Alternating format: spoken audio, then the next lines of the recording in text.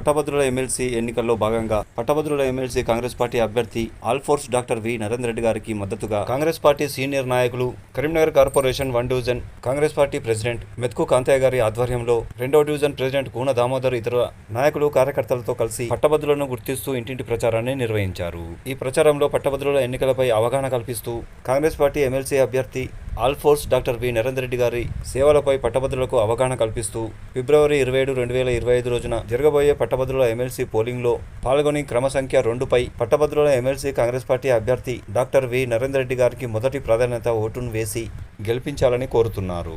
విద్యావంతుడైన అనేక విద్యా సంస్థలను నెలకొల్పి తెలంగాణలో లక్షల మంది విద్యార్థులకు ఉన్నత విద్యను అందించి వేల మందికి ఉపాధి కల్పించిన ఆల్ఫోర్స్ నరేందర్ రెడ్డి గారు అపారమైన అనుభవం కలిగిన సమర్థవంతమైన నాయకులని తెలిపారు. వారు గెలిస్తే పట్టభద్రులకు భవిష్యత్ అన్నారు.